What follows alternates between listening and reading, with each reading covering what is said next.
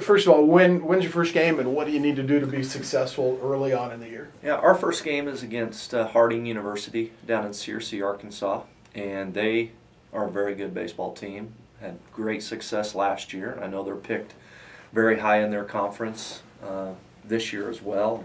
Very well coached. I know their coach well, and so it's going to be a big challenge for us to go down there. They will have had 8 games under their belt by the time they play us, and so we're going to see what we're made of right out of the chute. Generally speaking, do you like to open up with someone really difficult, or would you rather play someone that you can maybe get a little bit of time and see and not have to worry so much about the W or the loss? Yeah, well, I think a lot of times that depends on how early you get your schedule finished. Sometimes you just are kind of at the mercy of who will play you, because in this part of the country we're probably not going to open with a home game. So we're going to have to go on the road and find some opponents, and that is a very coveted position by coaches in the South. They know that a lot of teams are going to migrate down there to play them, so they can kind of pick and choose who they want to play. So you're just kind of at their mercy if they'll play you or not. So sometimes you open with someone that's extremely talented, and other times you don't. So you don't really get to pick and choose that a lot of the time. How about the idea that early in the year, do you need to do things differently to be successful? Is there a certain key early in the year that you really focus on to be successful early in the season? No, I don't think that that's the way you approach it. I think it's like anything, whether it's football, basketball, or any sport you're playing, it's just going to take time. There's a process involved for you to be playing at your best late in the year. You're not going to walk out day one and play your best game. So you have to convince your kids and tell your team that this is a process, we're taking steps, and so hopefully we're playing our best baseball in May, not February 25th. But this year is going to be, there's some real different components to this year. The last 2 years that we've had, we've known our starters. We've had these kids plugged into place for 2 or 3 years now, and this is what's going to be different. This is the unique challenge of this year. We don't have a lot of returning starters.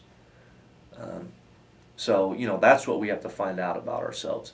Who's going to jump in and fill these roles of other guys that have graduated, and so that's the process for us this year, and it's just going to take time. Yeah, is there any way you can evaluate that, here early in the year, being some days you're outside, but a lot more days are inside? Yeah, it makes it difficult to evaluate that early in the year. There's nothing like a game atmosphere or a practice game atmosphere. So when we can be outside practicing in a game-like environment, you can tell a whole lot more about your team than you can when you're inside in the batting cage, just having soft toss or throwing a bullpen. So nothing really replicates that on the field experience. And we've been very fortunate this year. We practiced the first 3 weeks of the season outside, so I really had an opportunity to see kids in a more live situation or environment, to be able to evaluate them, and that helps me put my depth chart together and who I think my starters are going to be. Can you make any kind of judgment what the strength of this team is going to be at this point of the year? I would say that our catching position, we have 2 returners that are upperclassmen that have been in our system for a while, and they're both very good defensively. And my philosophy is you better have a good catcher, and so those guys are definitely going to be able to provide some stability there with such a young pitching staff. I mean, we don't have a single senior pitcher on our team, and and we only have 1 junior. Everybody else is a freshman or a sophomore. So these catchers are really going to have to anchor down our staff and provide a lot of leadership and grounding for them to steer them in the right direction.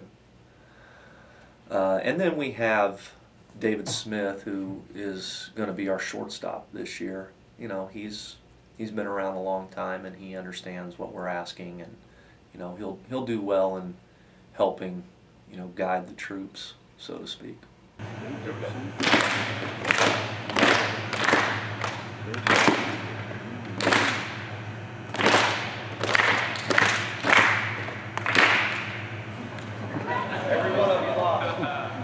I'm excited about the new challenges that we're about to go into, and you know, to see how our kids respond to those challenges, and know that we're a young group and we're an inexperienced group, and you know, I'm looking forward to that.